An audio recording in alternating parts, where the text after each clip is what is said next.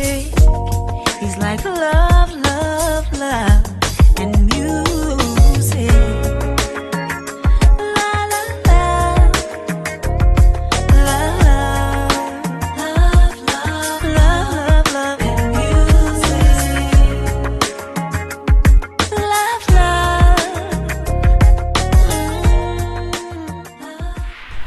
Love, love. Hello, everyone. Thank you for tuning in. I am Jaylee. This is Jaylee's Corner. This is our review for Power Season 4, Episode 4. Yep, I'm trying to get them cranked out because the new season starts in a month, July 1st. So, and I said I was going to I don't know why I said I was going to review and recap, because you know how hard it is to rewatch a show and you know everything that happened.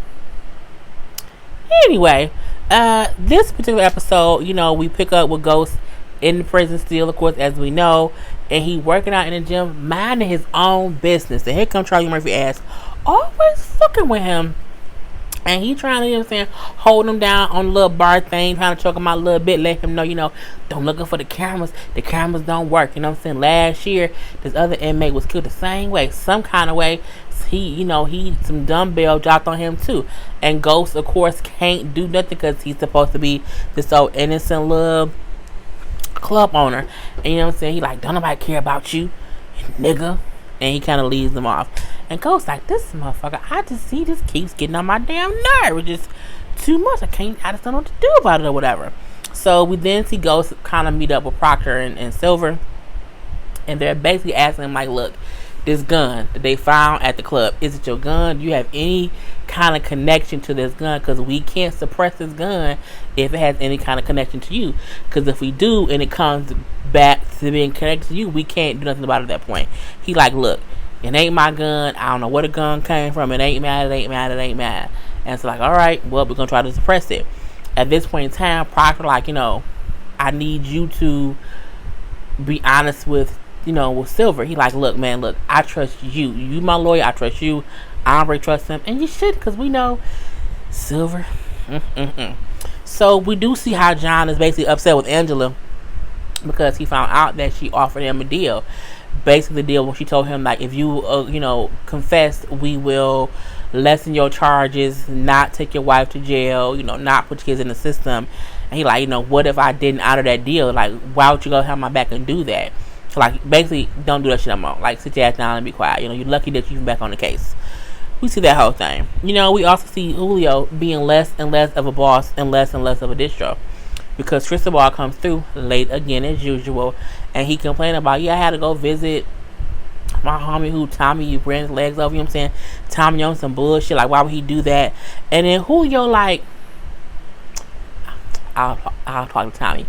No, you won't, Julio. Don't nobody talk to Tommy who says goes like that. Like, he ain't gonna listen to you. I'm like, at this point, it's just dumb.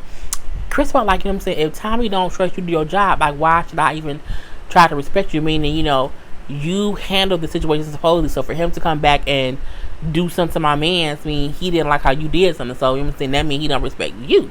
So if he don't respect you, neither should I. Julio, look, either way it go, I'm this show now. Your boy should not even spoke up about nothing or whatever. He got what he deserves, so just shut up.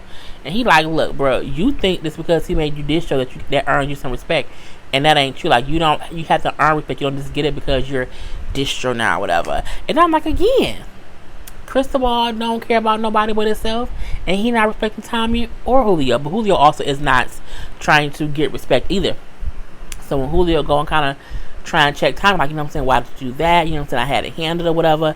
Now I gotta keep giving him extra keys. It's just kind of crazy. And Tommy like, look, I don't care. That ain't my problem. However, if you can't do your job like you should have in the first place, that makes it a problem for me. And at that point, that means you are my problem. And I don't want you to be my problem. So, just handle it. I don't even worry about it. And, so I think his thing is, I left you to do something, but you didn't do it right. So if I have to keep fixing your fuck ups, then what do I need you for? At that point, you're my problem. And I don't think Julio realized you have to be more cutthroat than you can't be trying to be nice to everybody. At this point in time, we then see Tasha and Angela meets up. Angela, I guess, assumed that her side chick powers could persuade Tasha to kind of be on her side against Ghost. And I don't know why. Like, I don't know what I don't know if Ansa did not realize that as a side chick, as a side piece of a married man, that don't mean James is off the hook, but as a side chick, you don't have no rights and regulations on those superpowers, especially talking to the wife. You know what I'm saying? She basically wants to say, like, he uses both. We both laid up night after night, sometimes wondering what he was doing or who he was with or whatever. No. Either way it go, we not friends, we not compadres, we not nothing. Leave it at that. And she like, look, okay, he uses both or whatever. I don't trust you, I don't trust him, but I don't trust you more. She's like, we offered him a deal to save you. Like, we offered him a deal to say you wouldn't get any jail time, we wouldn't question you, the kids wouldn't get taken to, the system, whatever. And he turned it down. And she's like, well, he did it for a reason, so it doesn't matter. And again, she's just basically trying to rile him up a little bit more. Even so, like, did he tell you that, at one point when he told you he wasn't seeing me, he still was? It's like, do you want me to beat your ass? Clearly she does. And she's like, I'm just saying how, again, he used us and we can both kind of band together. I got a weird dynamic duo, and have him pay for everything. And she's like, look, he might be a liar, that's true. At the end of the day, he didn't do it. And yes, he's a liar, but so are you. And I ain't trusting your ass at all. And I'm like, right. But see, this is my thing. First of all, you can't call me as my husband's mistress, who then arrested him for murder, and say, can we chat? No, bitch. Chat with a lawyer. I don't want to talk to you at all. Be gone. At that point, we do see Keisha coming to Tasha's house, and she realized that Tommy been staying there because you see his coat. Now, the last she seen, she was texting Tommy. He was just saying how he was busy with the work. He was really busy hanging out with Tasha and the kids. She's like, is it a man staying here, girl? She's like, girl, don't stay with Tommy. Is that a good idea, like having some man? She's like, it's just Tommy. Ghost want him to stay here. It's not me, and I don't even really care. At this point, again, we see a little bit of a jealous streak that Keisha has. She's like, Ghost asked him to do it, but I don't even think I care enough of what Ghost wanted anymore, because, they offered him a deal and he turned it down without even talking to me, and I feel like that's some bullshit. It's as if he does not care what I want, so why should I care what he wants? We then see cut to the scene of her going to visit him, like, yeah, I heard they offered you a deal and you didn't take it, but you ain't talk to me about it. They also offered me a deal and I didn't take either. It's like, well, anywhere I go, I need you to be sure that when you make any choices, we need to make them on one accord, because it's me and you in this. And so that's it. And she got up and walked out, because that's true. You're my husband. You're not with Ashley anymore. So any decision you make, before you make the decision, I should be consulted, because we supposed to be in this together. Even though you cheated and I put your ass out and I don't really care about you, it still should be a conversation about what's going on for your own life, because again, you could go to jail and then be killed. Okay, so we do have the whole gun suppression hearing, and we see Proctor is questioning Donovan. Now, Donovan, as y'all know, is the guy who found the gun. He's also the black guy or whatever. What else? He found the gun. He did something else. I can't think of what it was. However, he said, so you knew that Knox had supposedly, what did he say? No, he started questioning, like, did you find the gun? Like, yeah, I found the gun. He's like, yeah, did you log the gun? Yeah, I logged the gun. Did you also write the warrant to search truth? Like, yeah, I did that. Oh, did you also tell them to cut the security cameras off? He's like, yeah, I did that. He's like, oh, so in hindsight, you probably killed Knox, okay? Because you found out that he knew that you was the mole. So you killed him and framed my client. And he's like, what? What are you talking about? That's not true. This fool said, what I'm saying, man, fuck you.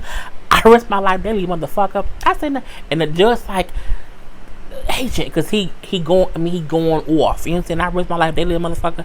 Someone need to shut your fucking mouth. I don't give a fuck. And they like, oh, John like, oh my God, I don't shut up. It was crazy. And then Silver says to Ghost, see? That's an angry black man. That's what you don't want on the stand. But we're showing him this is what they're going to do to you, because you're going to be that angry black man. So you can't think that you're going to get up on the stand and not react like he did. Like, he just went completely off just on a simple little bit of an accusation of him. And he just kind of went and just said, fuck you, the whole court, suck my dick, I don't care. Because it's basically what he did. And I'm like, oh, yeah, it is an angry black man. So at that point in time, we see Tariq is still meeting with his friends, getting them Halloween, and giving Kanan and them the code to get in and rob the place. But it's weird because they robbing the place when the kid and Tariq is upstairs, and I'm like, at what point do you not realize someone is downstairs in your house getting all your stuff? Like, that's just crazy. But and they even have the cop Ray outside, faking as if they're rushing them to move the van they have that's stealing stuff. My thing is this: if I see a van in my neighborhood that says something for the elderly, but I see two black dudes moving loot out the house, look. If I see white people, it ain't not even black. If I see anyone in a van that is about helping elderly people and they're moving merchandise, TVs and radios and all that stuff to the van, that ain't a moving truck at all. I'm calling the police, okay? Even if the police is there, which is why they had Ray there, as if, oh, it was no big deal. But I'm like, I'm calling the other police. Like, I don't care if you're here. I need y'all to send another SWAT car because I don't know what's going on here. Too many people. Too much stuff. We do see Tasha at the school where she's, upset because the photogs have been getting pictures of the kids, so the kids feel, kind of mess with her, whatever. And so she talks like to the head mistress, like, we pay enough tuition here to where my kids should not be harassed, and the school should be safe, like nobody else's kids is getting photographed. And she said, well, nobody else's kids, daddy is in jail for murder, so that's on them. She says, and as far as your tuition goes, your check for this month, damn it, your check for this month bounced. And she's like, what? She's like, yeah, and the bank won't honor anything else. You have until like the end of the week to pay their tuition. They'll both be expelled. I'm looking like, well, God damn it. Lord, is that really suspension for money? Well, I guess it's private school. Anyway, she's like, whatever.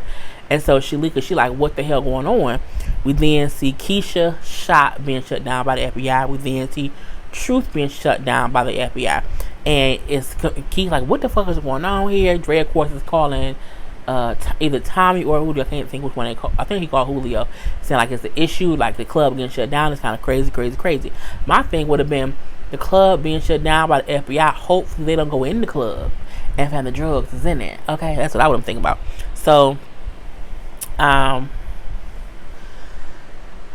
Bailey, the dude Bailey that I think I mentioned in the last episode, is letting Proctor hear the recording from when Tommy killed Ruiz.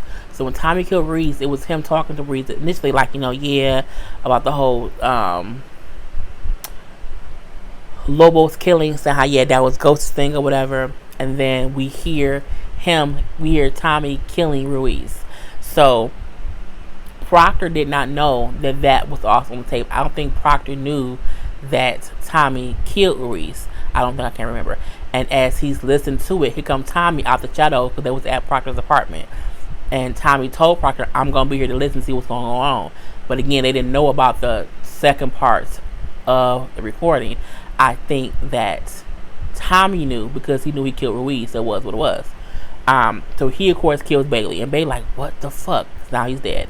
As he's stabbed, dying, he's like, what the fuck? Oh, you're dead.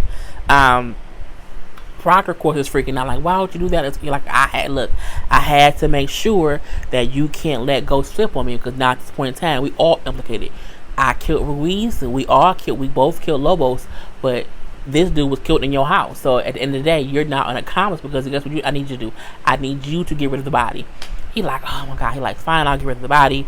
And then at first, Tommy was going to take the laptop that had recording with it on it with him and say he was going to destroy it. He like, no, you can't destroy it. Let me keep it. I have to be sure that no one else has heard the recording. He didn't send it anywhere else. Like, this, trust me. Just trust me. When Proctor said trust me, I said something about the way he said it, dummy. It means don't trust him, but it was what it was. We do see Tariq then tries to get more money from Ghost. Like, I got the first 20 grand that, he had him drop off, but I want another 20 grand and I want to meet Egan. And Ghost like, nah, you good. At this point, Ghost then had Proctor looking to Tariq, and he knows exactly who he is, and he knows who he's killed before. So he like, if you go to, if you tell on me, I'm gonna tell on you. He like, I'm already in jail. I got quadruple life. Like, I'll never get out. Add another murder don't matter to me. He like, that's true. He like, well, the family who you killed, I'm pretty sure they would love to know who killed their father, and I'm pretty sure they would love to find out where your wife is, and they'll love to see her. Meaning, if you tell on me, I'm gonna get your wife murdered. Like, so at the end of the day, you get some more money from me, leave me the fuck alone. And Tariq feels like, damn it, again. But he never had any real proof that he was ghost anyway, but he just kind of got beat at his own game. So we then see the reason why the FBI froze everything and kind of stopped everything. They called another hearing, and come to find out, they have now removed Proctor as Ghost's attorney because of the evidence that he is also a lawyer for Tommy, and how the ADA, Angela, offered Ghost a deal that would send Tommy to jail. And they said at that point it should have been a conflict of interest. So, at this point in time, Silver is Ghost's only attorney, which does not make Ghost happy, and he's confused, like, this is some bullshit, I can't believe it.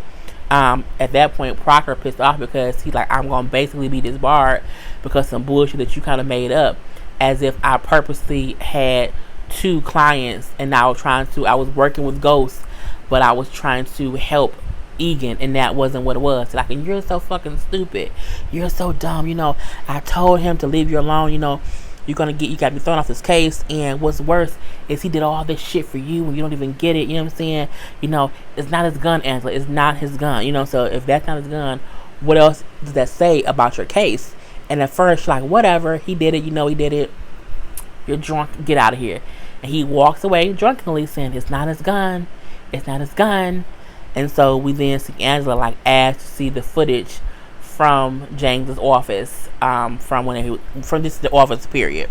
So, she's watching the footage, and it's like a lot of footage of just him in the office, and she's looking to see him hide the gun. She notices that Sandoval has watched the footage already, so it must be on there or whatever. And as she's watching it, she's like, okay, I don't see him hiding the gun. And she's looking at the photos of when they found the gun, like where it was, where it's placed or whatever. And so the night of the murder, she see him come to the office. He's at his desk. He at the safe. He go everywhere except to the bar. And then she realized he leaves, and she knew when he got there, it was right after he was killed. So he would have had to put the gun up then. But he didn't, and she knew he never went back to the office because that's where they arrested him. So she then realized, oh shit, he never hid the gun. He never, like, someone else put the gun in his office. He didn't do it. And then at that point, she realizes, she fucked up. So, and that's kind of how the episode goes off, with her having that realization that he didn't kill Knox, and that she put all of this into motion, and he didn't do it. Because again, as Proctor said, if he didn't hide that gun, if that isn't his gun, what does that say about your whole case? It means you're railroading somebody who didn't do shit because you thought he did. And so, and the episode goes off. So, quick recap. I will be doing episode 5 this weekend. And then, of course, I'll be 5, 6, 7, 8, 9. I'll be doing episode 10 the day of Power, like that Saturday before. And then, of course, y'all know my new reviews of it will be up like at 1 o'clock in the morning on Saturday night, because I have Starz, so I can watch it at midnight. Anyway, any comments or concerns, put it below. Other than that, I am Jay Lee. This is Jay Lee's Corner. Peace.